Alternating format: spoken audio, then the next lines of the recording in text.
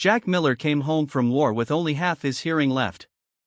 One night, he caught the muffled sobs of his son, Noah, behind a closed door, then saw Ray, the uncle, enter with a spare key and a crooked smile. When Jack found a trembling note that read, "I don't want to stay with Uncle Ray," he knew the real battle wasn't overseas anymore, it was inside his own home. Jack Miller stopped at the walkway leading to the porch. The late autumn sky hung heavy with gray, the wind scraping through the bare cornfields, cutting into his ears like small blades. One ear remained clogged with silence, the other caught the wind in broken, distorted bursts. He drew in a long breath, shoulders shuddering, hand gripping the strap of his duffel until his knuckles turned white. The wooden house stood still before him, as if it had never known war, never heard the blasts that haunted him for years. The brown paint peeled from the door, the porch faded in gray. A torn American flag dangled loose, tapping against the porch wall with each gust. Everything looked ordinary, so ordinary it was terrifying. Ordinary, while his chest thudded as if he were back in a bunker. He set the duffel down. The dull thump against the porch floor was brief, yet in his ear it rang deep and heavy. Dust, smoke, the flash of an explosion surged back into him. Jack lingered so long that his breath became clouds, drifting out and vanishing into the open air. Inside his mind, the twisted screech of metal replayed, the blast that stole half his hearing. Those sounds clung like claws, dragging him back to the battlefield, the cut-off cries, the hurried boots stomping across blood-soaked dirt. He shut his eyes. Half the world roared, the other half lay in unnatural quiet. And he was afraid. Afraid that the house might become another trench, that the door might open not to life, but to memory. His hand trembled, palm sweating, slipping against the rough wood. He wasn't sure he had the strength to enter. But then he opened his eyes. The wind swept across the porch again, carrying the scent of dry leaves and wood smoke from some distant home. Not gunpowder. Not burning flesh. Just America, quiet, ordinary. He inhaled hard, holding the air in his chest, forcing his heartbeat slower. Jack took a step. The porch board groaned under his boot. A small sound, but sharp, pulling him away from memory. The second step steadier, less afraid. He no longer tried to deny the crooked silence in his head. He let it move alongside the wind, two currents flowing apart, yet coexisting. At the threshold, Jack knew he wasn't free yet. The past remained, a wound that would never fully close. But he also knew, to live, to be a father again, he couldn't turn away. Courage was not forgetting, but stepping forward even with shaking legs and a racing heart. His hand closed around the cold latch. And for the first time, he did not retreat. The first night back in the house, Jack lay on the old bed, the mattress sagging under his weight as if it wanted to pull him into old memories. Outside, the wind scraped through dry leaves, leaving a brittle murmur. He turned over, one ear deaf to the world, the other sharp, catching every small sound in the silence.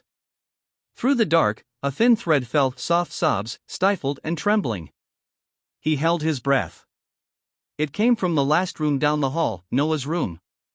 The sobs weren't steady, sometimes quick, sometimes broken, as if someone tried to hide the crying so no one would notice. Jack pushed himself upright, his bare feet against the cold floorboards. The hallway was black, only a pale strip of nightlight seeping through the crack under the door. He moved slowly, each step creaking against wood, every sound thumping in his chest. When he reached the door, his hand touched the knob, but he froze.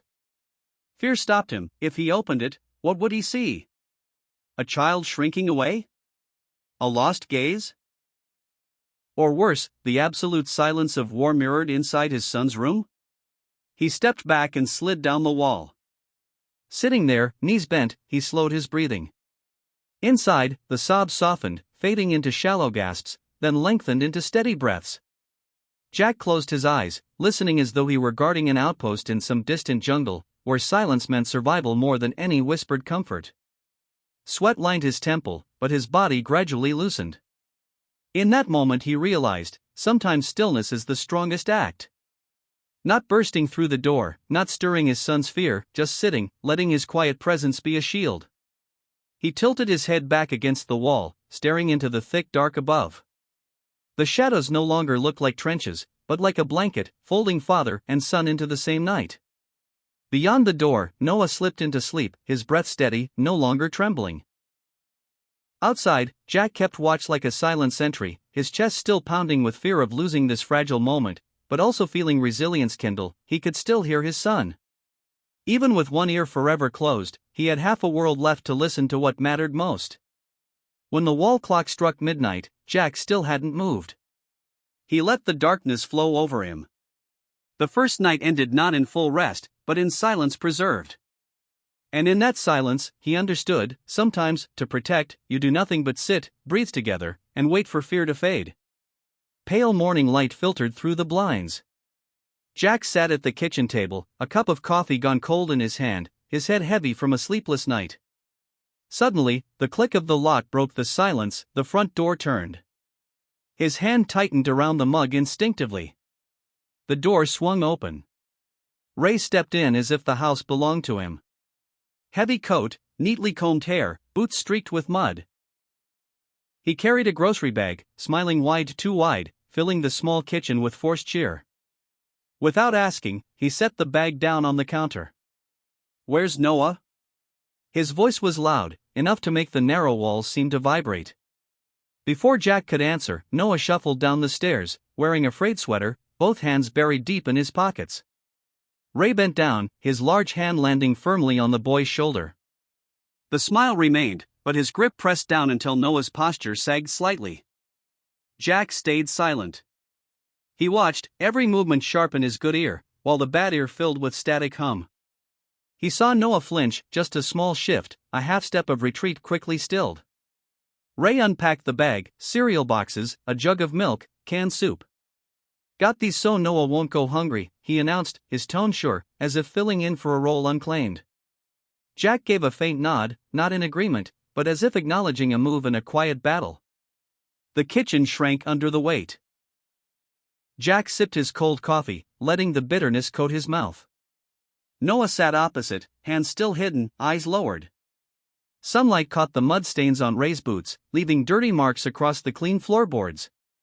Jack realized then that peace wouldn't come easy here. Ray had made himself a fixture, walking in with keys, acting as though control was his.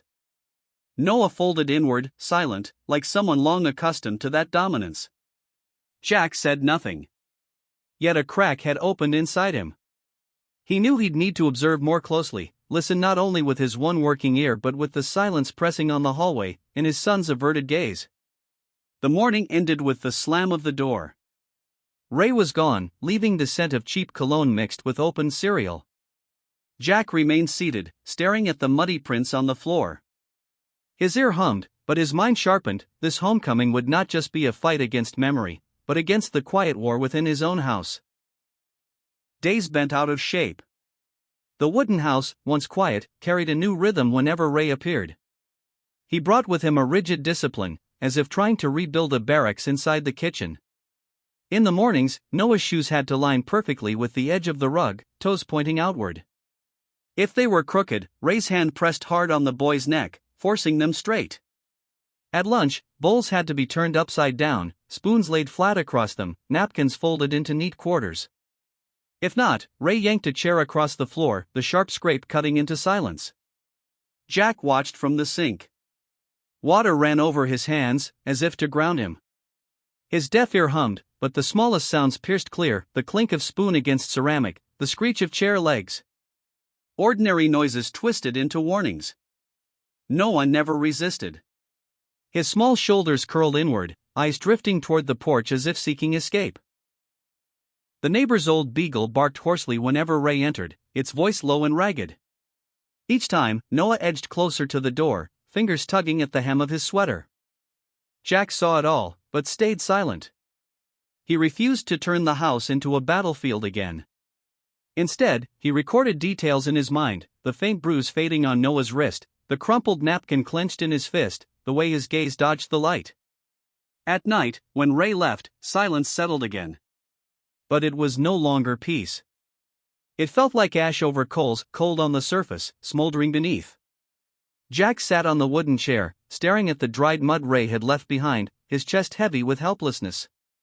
He knew Noah had learned to survive in darkness, no cries, no protest, only retreat. And that darkness did not come from power outages or nightfall, but from a man whose smile was too wide, voice too loud, hand too heavy. As Jack washed the last spoon in the basin, the faint clink struck him. A sound that once startled him now kept him awake. It reminded him something was wrong, a shadow was closing in on his son. And his duty, deafness and memories aside, was to hold on to whatever light remained in this house. That night, rain came down hard, hammering the old tin roof in relentless bursts. Jack sat in the living room, the dim table lamp casting yellow over the floorboards. Dampness rose from the worn rug, mingling with the storm, dragging him back to field tents and war zones. One ear deadened, the other strained, catching sounds bent and jagged. Then, a sound out of place. Not rain. Not wind. A heavy thud upstairs, sharp and final, like a muted blast. Jack jolted, heart slamming as if ready to burst. He shot up, climbing the stairs quickly, hands sliding along the smooth, worn banister. Noah's door stood ajar. A thin stream of lamplight spilled through, trembling. Jack pushed it open. What he saw rooted him. Noah sat on the floor, back against the wall, head bowed low. The desk lamp lay toppled, casting skewed shadows across the boards. "I fell," Noah said quickly, the words flat, memorized. He tugged at his sleeve, but too late. Jack caught sight of the faint bruise circling his wrist. Round, distinct, the imprint of a grip too tight. The room held its breath. Jack asked nothing. He stood there, the static in his head swelling until it swallowed the rain outside. He wanted to move closer, to hold his son, but his feet stayed nailed to the floor. In his chest, war memories collided with now, young soldiers whispering just to fall while hiding the marks of blows, nights stretched by silence in barracks. Noah lifted his eyes, red, but dry, as though tears had been locked away. That gaze was not of a boy who stumbled, but of one who had learned to lie to survive. Jack understood, but didn't push. He bent instead, righted the lamp, set it firmly on the desk. Its yellow glow spread across the wall, revealing the tremble in his son's face. Jack stepped back, leaving the door slightly open. From the hall, he listened to Noah's quick breathing slow into rhythm. He leaned his head against the cold wall. Outside, rain drummed on the roof like a battle march, urgent and heavy. Inside his chest, a truth etched itself clear: the fear in Noah's eyes was not born of a fall. It came from someone's hand, a shadow Jack had not yet named. The next morning, the sky was soaked from the night's rain. Puddles on the porch reflected the faded American flag, its colors washed pale. Jack sat at the kitchen table, the phone glowing in front of him. His finger trembled slightly, but he pressed the number for Child Protective Services. On the other end, a woman's voice, flat, office-like. He forced himself to speak clearly, recounting every detail: the round bruise on Noah's wrist, the way the boy flinched when Ray's hand landed heavy on his shoulder, the strange thud in the night. But before he could finish, her voice cut in, polite, detached. "Do you have a history of PTSD? Are you currently in treatment? Was there any other witness?" Jack stiffened, gripping the phone tighter, his eyes fixed on the window. Outside, the pines stood still in the wind. Inside, the questions hammered again: observe further. If you have clear evidence, call us back. Words light as smoke, heavy as a verdict. The static in his head grew louder. The call ended with a short tone. Jack placed the phone on the table, breath quick and then slowing. In the small kitchen, all sound drained away except the wall clock, tick, tock, tick, tock. Each beat drove him deeper into helplessness. He rose, walked to the sink. An old porcelain mug, left from when his wife still lived here, sat in the basin. He lifted it, cold water spilling over his hand. The hiss of water mocked the silence of the house. Jack turned the mug slowly, then dried it with a frayed cloth. Every motion deliberate, as if the mug was the only thing left he could control. Morning light filtered in, pale against the window glass. In it, he saw his reflection, a face older than his years, eyes hollow, lips pressed tight. A man who had survived war, only to be defeated by a wall of bureaucracy. Noah came down the stairs, small footsteps soft. He glanced at his father, then lowered his eyes, sitting quietly at the table. Jack said nothing. He placed the dry mug on the shelf, letting the faint clink sound like a vow to himself. He knew the system wouldn't save them. And he knew now, his silence could no longer be an option. Late afternoon, sunlight spilled weak across the living room floor. Jack sat tapping the wooden table with a restless finger. Noah had gone upstairs, carrying the old train box he rarely opened. After a long silence, Jack climbed the stairs and gently pushed open the door. The small room was scattered with books and stray Lego pieces. The train box lay askew on the bed, its lid half open. Jack stepped closer, hand brushing against its frayed edges. As he lifted it, a folded scrap of paper slid out, drifting to the floor. He stooped and unfolded it. The words were shaky, pressed so hard the paper tore. "I don't want to stay with Uncle Ray." Jack froze, staring at each letter. His chest tightened, gripped by the silence that filled the room. He clenched the note in his fist, the thin paper nearly tearing. Images surged back, Noah's shoulders curling, hands hidden in pockets, eyes fixed on the porch whenever Ray entered. They formed a mosaic Jack had resisted seeing, now undeniable. Sitting on the bed's edge, Jack let the weak lamplight fall across his lined face. He placed the note on his knee, running a finger over the puncture marks left by the pen, feeling the weight of a 9-year-old pouring his fear into words. One sentence, nothing more, compressed, desperate, a plea hidden in ink. He remembered war years, how hope often lived in tiny signs, a torn cloth, a nod, a wisp of smoke. Now, in his own house, he realized the smallest sign could be the hardest truth to ignore. Carefully, he folded the note and tucked it into his inner pocket, as if it were vital evidence. He knew the system would dismiss his words, but this piece of paper, with its childish scrawl, was proof Noah's fear was real. Outside, dusk closed over the yard. Jack heard the faint shuffle of Noah's steps upstairs, then silence again. He pressed a hand to his chest, feeling his heartbeat slow.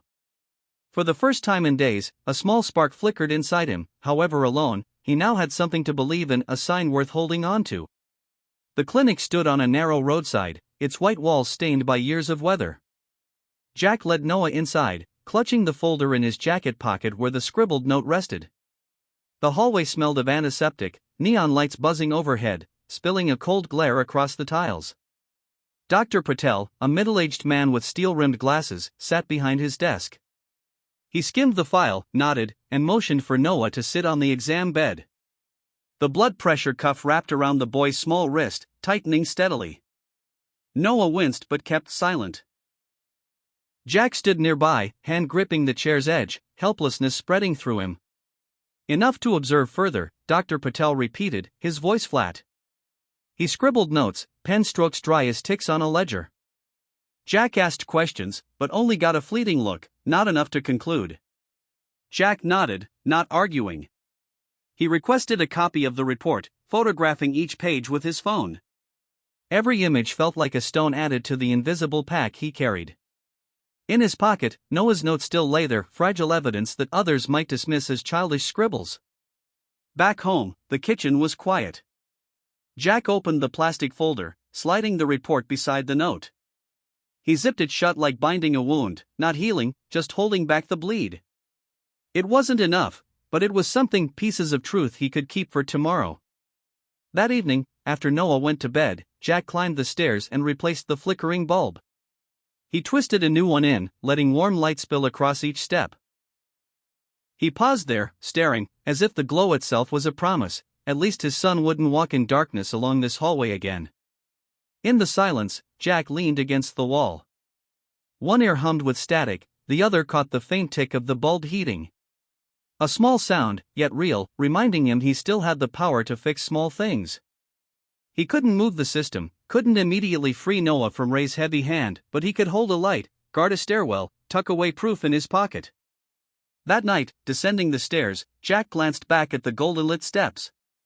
In his chest, he knew he was living like a soldier on the front line, not winning outright, but holding ground, patching wounds, protecting a narrow space of safety for his son, one day at a time. In the days that followed, Ray appeared more often, as if the private space between Jack and his son no longer belonged to them. He called constantly, his messages short but commanding. "Noah should stay at my place tonight. He needs discipline." He needs guidance. Not requests, orders. Jack answered, the voice on the line cutting through even the static in his ear. He said little, ending the call, but by evening Ray stood at the door, pounding hard, asserting ownership with every knock. Inside the kitchen, Noah hunched over his homework. His spine stiff, small hand gripping a pencil worn to its nub. Letters sprawled crookedly across the page, shaped by the pressure weighing on his shoulders. Jack watched from the sink, noticing how his son's toes rubbed the floor as if to push away the tension. Ray entered without waiting. He stood behind Noah, hands on his hips, occasionally pressing the boy's shoulder. Sit straight. Noah complied without a word. His eyes swept the page, but the words blurred into nothing. That night, after Ray left, Jack quietly replaced the front lock. He turned each screw firmly, as if sealing off an intruder. The new lock clicked cleanly when tested, and for a moment Jack felt the fragile weight of peace. But by morning, as Jack stepped onto the porch, Ray was already there. In his hand, the old key glinted. He smiled thinly, a smile edged with defiance. No shouting, no brute force, just a turn of the key, the door opening to prove his control remained. Noah watched from the staircase, his face pale, fingers clutching the railing until knuckles whitened. Jack saw the boy trembling, and heat surged inside him. Yet he held back. A confrontation now would only deepen Noah's fear. Ray stepped in, muddy boots leaving new stains on the wood. The cheap cologne he wore mingled with the bitter scent of Jack's coffee. Each detail, the sound of the boots, the smell, the smirk pressed heavier, like an escalating dose of medicine turning toxic, saturating the house. Jack said nothing, only wiped a porcelain cup slowly. But in the silence, he knew, Ray's control was no longer about guidance. It had become a growing dose, seeping into every corner of the house, every breath Noah took. And Jack, by all means, had to prepare for the day he would cut that poison off for good. Night fell, and the house held its breath. Jack sat at the kitchen table, the yellow light spilling over scattered documents. He sorted them carefully, like a soldier packing for a mission. The gray canvas bag sat on the chair. Into it he placed a thick coat for warmth, Noah's medical booklet, photocopies of Dr. Patel's notes, and the small red toy car his son clutched at bedtime. Each item was a breath, a quiet promise that if trouble came, he would not leave empty-handed. The hum in his damaged ear lingered, battlefield echoes he couldn't shake. He stepped out onto the porch, into the dark, breathing in for 4, holding for 7, releasing for 8. The rhythm tethered him, pulling him back from memory into the present. Each measured breath slowed his pulse, pushing away the image of Ray unlocking the door as though he owned it. Back inside, his eyes fell on the faded refrigerator. With a black marker, he scrawled a note: "If you're scared, go to the porch. I'll be there." He pressed it flat against the door. Noah would see it in the morning, reaching for milk or cereal. A short sentence, not loud, but a vow. The kitchen smelled of stale coffee. Jack sat again, hand resting on the bag, fingers tapping in time with the clock. No rifles now, no grenades. Just paperwork, a toy car, and a scrap of paper. Yet he knew, sometimes the simplest things were the strongest weapons to hold a child safe. Above him, Noah's footsteps shuffled, then stopped. Silence returned. Jack tilted his head back, remembering nights in the trenches, when a single faint sign was enough to know someone kept watch. Now he was the sentry of this house. No sirens, no squad, just him and the silence he had to keep. He lifted the bag, set it near the door, ready to move if needed. Sitting again, his hand brushed the pocket holding Noah's note. Trust didn't come from the system, nor from outsiders' words. It came from scraps he gathered, a bruise, a shaky paper, a frightened glance. That night, before turning off the light, Jack looked once more at the note on the fridge. In his chest he understood, this silent plan wasn't about escape, but about readiness. So that if darkness came, his son would never face it alone. That night, wind swept across the hushed street, the yellow haze of street lamps glinting off wet asphalt. Jack stopped in front of Ray's house, hands shoved deep in his coat pockets, breath rising in thin clouds. One ear still drowned in static, the other sharpened, straining for any sound from inside the darkened house. At first there was nothing, just wind rattling the iron fence. Then it came.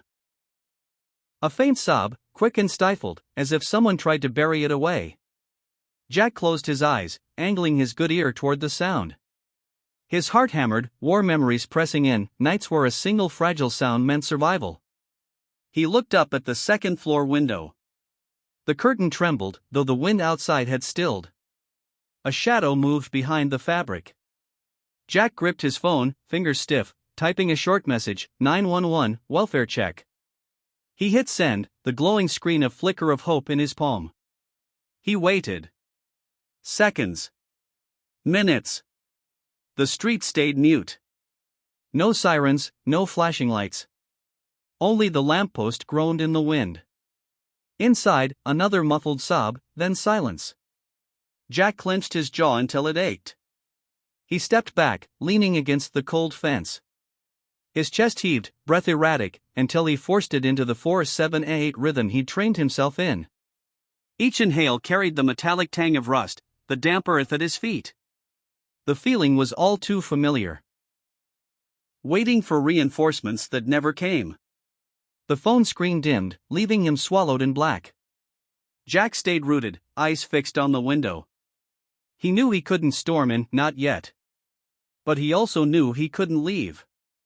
In that suspended space, only one truth remained: even with half a world silenced, he could still hear his son. And that was enough to keep him there, standing guard.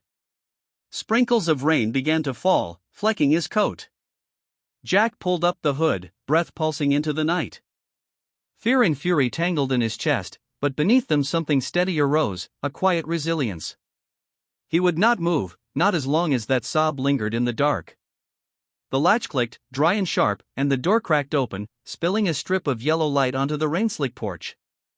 Ray stood there, shirt rumpled, the thick stench of cigarettes rolling out with his crooked smile. "He's asleep," he said flatly, as if ending the conversation before it began. Jack gave no reply.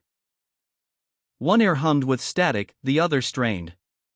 He tilted his head, palm pressed to the wooden siding, searching for vibrations, a footstep, a sniffle, anything slipping past the wall. But the house only shivered with the wind, its silence too heavy, too deliberate. Ray leaned on the frame, smoke clinging to his clothes. His eyes narrowed, the smile bending into a thin line. "You should go," he murmured, not suggestion but command, soft yet soaked in possession. Jack stayed still, feet planted on wet concrete. Water dripped from the eaves, splashing his pant leg. His chest hammered, but breath slowed into the 4/7/8 rhythm. He kept his gaze fixed on the doorway, like a sentry at a border, knowing the smallest lapse would give ground. Finally, Ray pulled the door shut, its thud quiet yet final. Darkness reclaimed the porch. One side, Jack, soaked, unblinking. The other, a sealed night, where Noah might be huddled, or worse, silenced. Rain thickened. Jack pulled his hood over but didn't move. He lowered himself onto the steps, back against the railing. Water seeped into his jeans, icy, but he ignored it. His whole body wound taut, waiting for a signal from within. The hours dragged. His watch face glowed faintly. 1 hour. 2. No sirens. No headlights. Only rain and the hum in his head. Jack pressed his hand against the wall again, searching for tremors, but found only emptiness.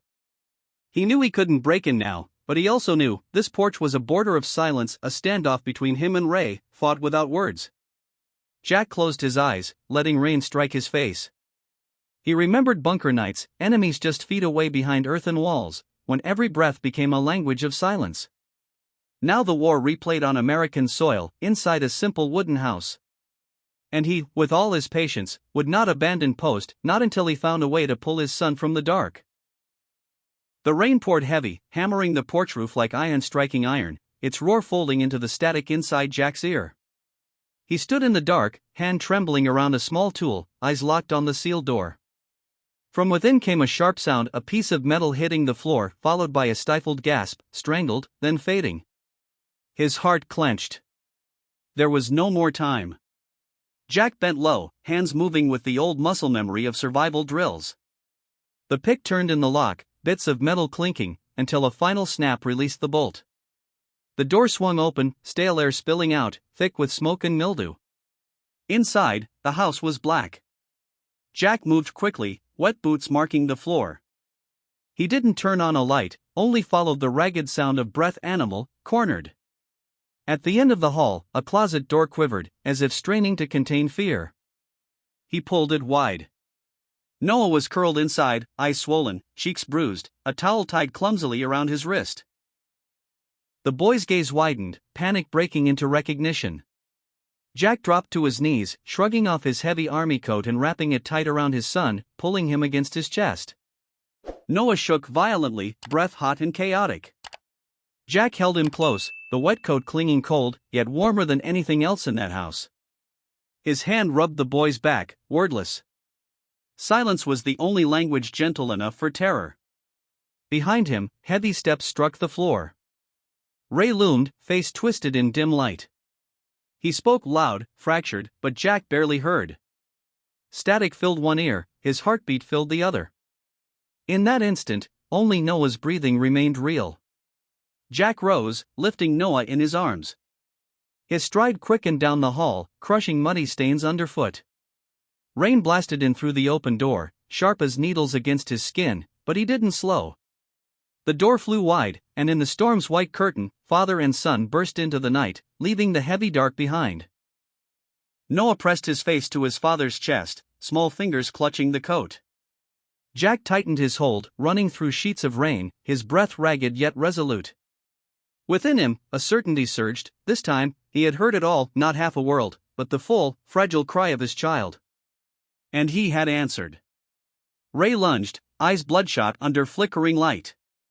Jack pivoted, firm and controlled, a movement born of old drills. No punches, no kicks, just a hard pin to the floor.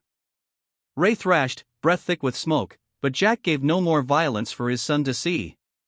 He held steady, until Noah was wrapped in the army coat, small hand clutching his collar.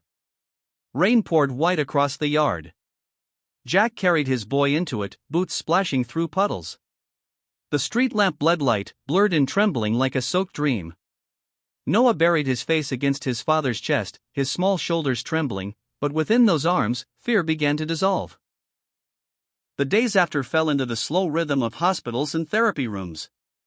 Hallways smelled of antiseptic, children's drawings in bright colors taped along the walls. Noah sat in a chair, toy car in hand, eyes slowly losing their tightness. Jack sat near, back straight, hands tight on his knees as though letting go might let everything slip away. Weeks passed. One morning on the porch, Jack folded a paper airplane from an old bill. He let it fly, the paper wings wavered down to the grass. Noah laughed, hesitant, but clear. Jack froze, heart trembling. It was the first laugh in months. Sunlight spilled over the porch, sharpening every line. The house no longer felt like a trench, but a place calm enough that a paper airplane could be freedom. Jack sat with his son, listening, the rustle of leaves, grass swaying, and his boy's laugh. His left ear still drowned in silence, but in the right, the world rang sharper than ever. Another morning, as Jack poured coffee, steam curling in the kitchen, he opened the fridge. Taped in the center was a crayon drawing, two figures, one tall, one small, standing on the porch, a paper airplane flying above. Below, scrawled letters, "Thank you for hearing me." Jack laid his hand against the paper, chest thudding. He turned, looking down the hall. Small footsteps pattered fast, clear in his good ear. No more words were needed. That sound alone was enough to tell him he had chosen right, to stay.